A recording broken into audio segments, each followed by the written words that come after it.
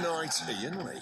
On air and off the leash. On talkRADIO. We have ways of making you talk. Right. So yesterday on the show, we talked about the cat killer that's potentially going around London, South London. We're not totally sure, right? 150 cases, they reckon. 150 cases of the cat killer. I tell you what we're going to do, actually. I'm going to flag this up. I want the gory details tonight. So, if you have young ears listening or you are of a nervous disposition, switch off for 15 minutes.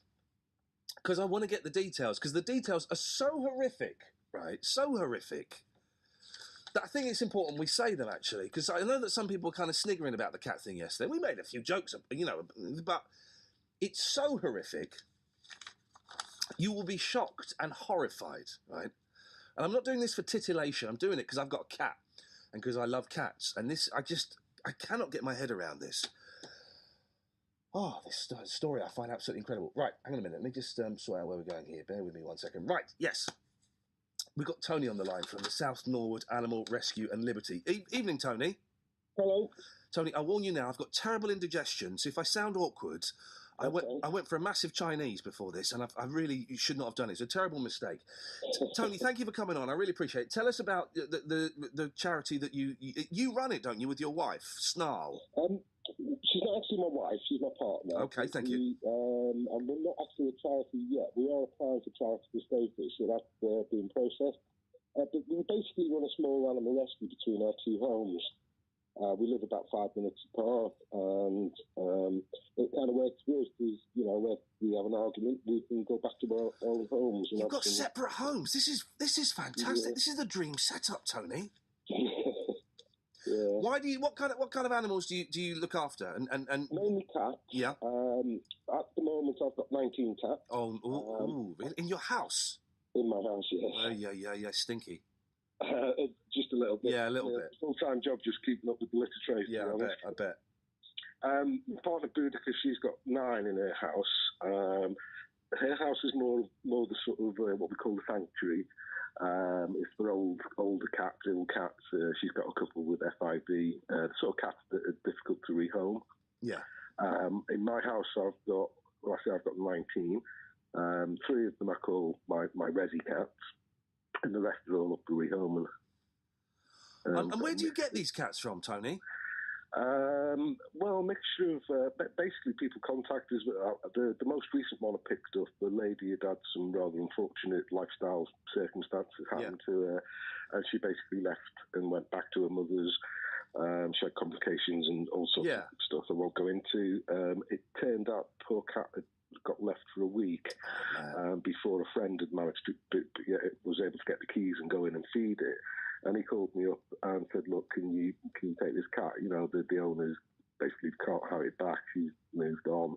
I can't keep coming down to look after it." So I went to collect it. And when I was driving back, I had this awful, horrible feeling, which suddenly dawned on me. I thought, blimmin' heck, apart from vet visits, this is the first time I've gone out to collect a cat that's still alive for ages.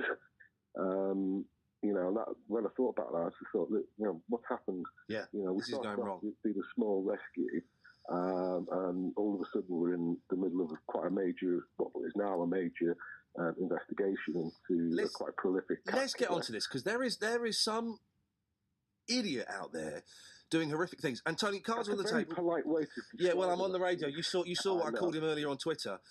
I'm a cat person, right? I've got a beautiful black Moggy. She's 17 years old. I've had her for 15 years. She's been with me longer than my wife and my kids. Mm-hmm. She's everything to me. I'm blessed that I've had 15 years, and the way she's going, I might get a couple more years. But this story is horrific. When did you first realise that there was some idiot going out there doing horrible things to cats? Well, it was back in September. There's an animal rescue centre called Riverside, local to us, and they posted on their Facebook page they'd had reports of 4 cats having been mutilated in the Addiscombe area, and just warned them to beware. So I thought, oh, Christ, that's right on our doorstep, So I phoned up the vets, and they gave me some information, and then, cutting a long story short, we then got in contact with one of the owners whose cat had basically been mutilated and deposited on a neighbour's doorstep.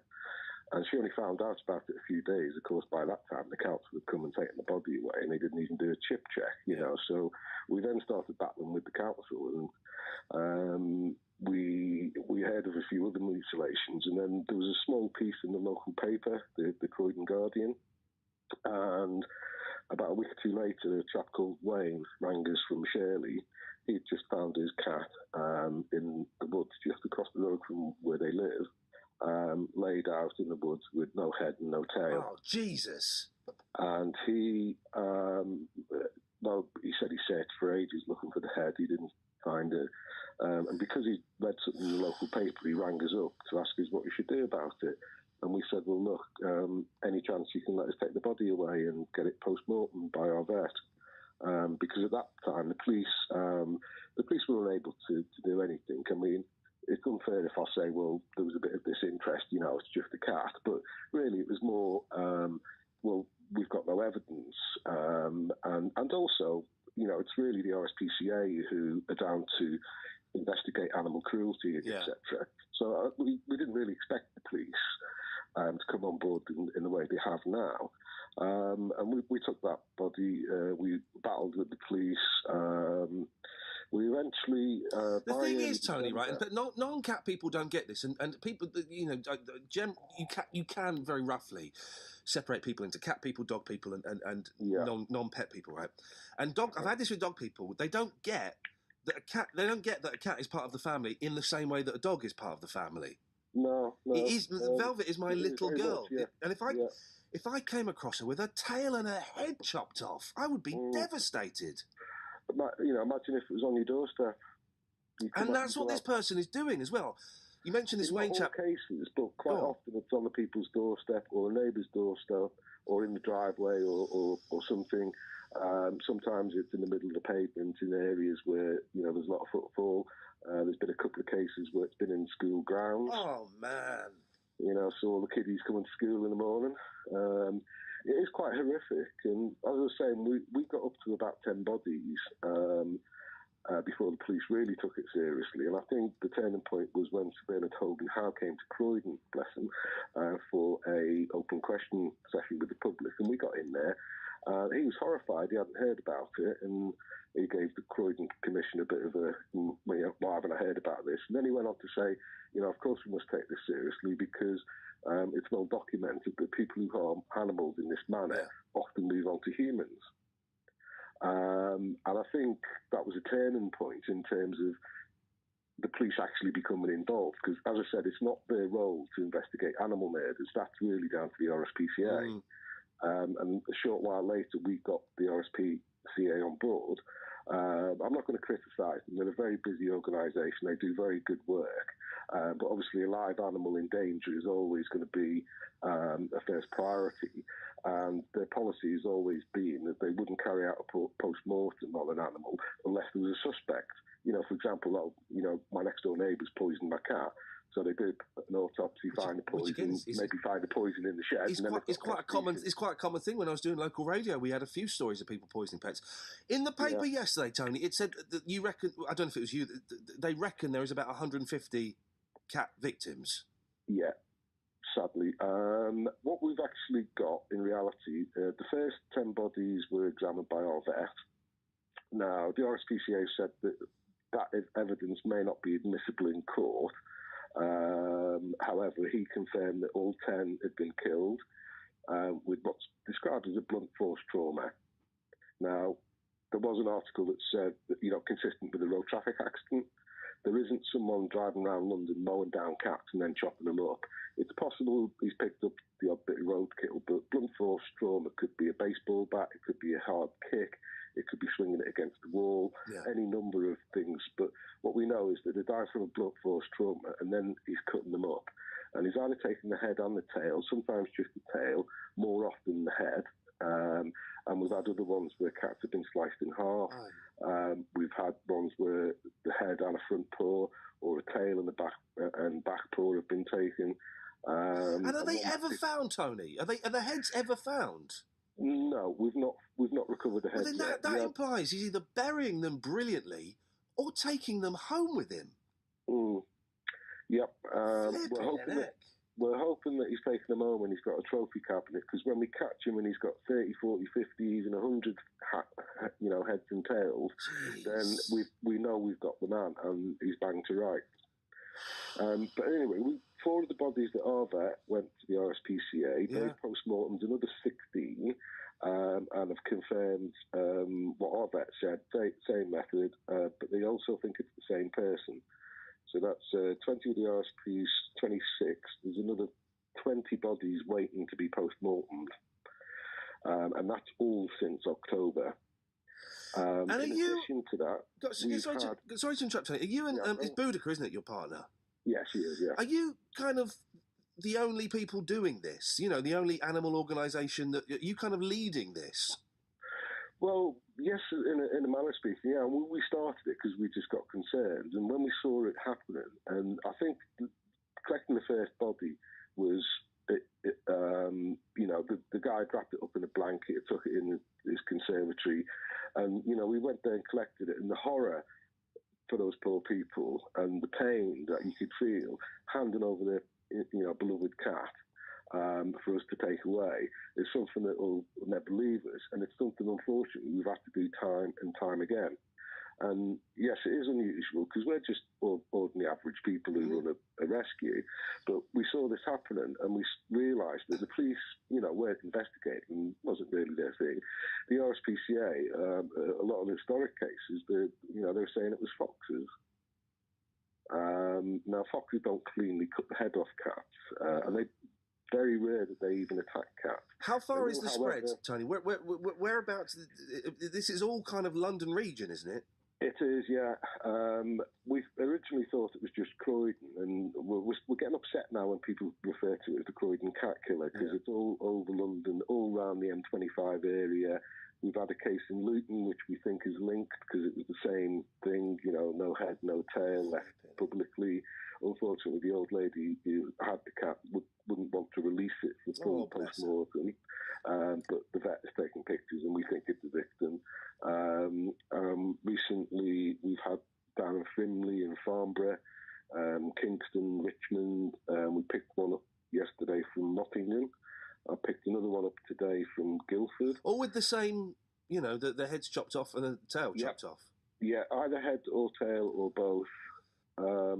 We've also worryingly had confirmed cases of Tottenham Hale, Finchley, Edgware. There was one last week in Archway. I used to live around there, blimey. And a couple of years ago, the figure of 150 comes from, like I say, we've got over 40 bodies. We've also missed a few because the bodies have been removed and disposed of. For example, on the 18th of Jan, a street cleaner in the Crystal Palace Triangle found 2 beheaded cats and a beheaded fox, and he binned them. And then obviously thought twice about it, phoned it and reported it to the police. Now, we know they're probably cases, and that's part of the 150, but we can't confirm them because obviously we haven't got the body. We've also had lots of historic cases come to us. For example, there was one in Richmond in early March, and that hit the local paper. And then someone saw that and then rang us up and said, that's exactly what happened to my cat in December. But, they didn't report it to the police. The vet was uncertain and they just cremated it. Ditto Kingston, there was an attack in Kingston, hit the local press, and again someone rang and said, that happened to my cat last October. So we've got a number of these cases where people have reported it and we're keeping a log of it, and that's how we've ended up with the figure of 150 over the last 2 years. Tony, it's not an accurate figure. No, it's thereabout. Tony, listen, I'm going to have to move on in a second. What can the members of the public do? What can we do to catch this fruitcake? We've got three main messages we want to get out. First off, is please keep your cats indoors, particularly at night. Isn't that sad? I know it's hard. If you do let them out, try and do it under supervision. The second thing is what to do if you find a dead cat. Now, obviously, there's quite a few getting run over, but if it's got a head or tail missing or body parts missing, ring us at SNARL, and then we will coordinate the collection of the body with the RSPCA and obviously with the police.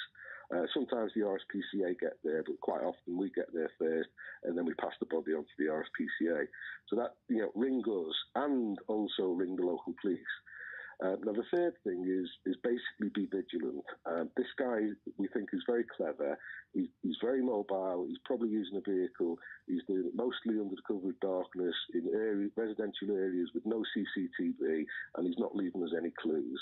And probably the only way we're going to actually catch him is some little old lady twitching her curtains and seeing someone acting odd around the cat, trying to lure it with food or whatever, and ringing 999.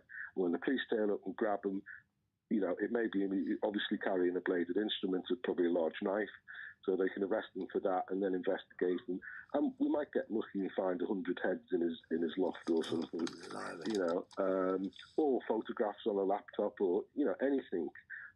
Or if he is working, we might be able to match his work movement. Yeah, exactly. That's the interesting thing when you mention he being Guildford and Luton and stuff. That might just ring a bell with someone. Although the bloke's got to be living on his own. You wouldn't anyway. We think so. Yeah, the police have done a profile. I'm not allowed to sort of say exactly what it is, but it is basically a loner, or maybe someone who lives with his mum or something. Tony, listen, your organisation is SNARL, South Norwood Animal Rescue and Liberty. I've just found the Facebook page. I'll tweet that in a bit. Tony, you have an open hotline to us anytime. You get any information? Excuse me. Give us a call, because I am behind this. We are behind this 100% on this show. Yeah. We want to catch this bloke. We want to get the message out as far as, because if we had this wonderful situation where everyone across London kept their cats in, it would starve him of the opportunity, and he may get desperate and make a mistake, which allows us to catch him. Yeah. But, people just let their cats out. They don't do it with dogs. But everyone seems to let their cats out. And like I say, we've got to get away from the Croydon cat killer, because we've had people in other areas say, I thought my cat was okay because it's Croydon. It's not. It's all over London. I find this story so upsetting, Tony. You and Bidiker are doing incredible work. Let's keep our fingers crossed. Give us a call if you hear anything else. We're determined to stick with this until we catch him. Brilliant. I'm just this second. I'm tweeting the link to your Twitter feed and to your Facebook page. Okay. Tony, we'll speak soon. Let's keep our fingers crossed that we catch this so-and-so. Yeah. Cheers, mate. Thank you. All right, cheers. Bye-bye. Across the UK, online and on DAB. We are Talk. Talk Radio. Give it some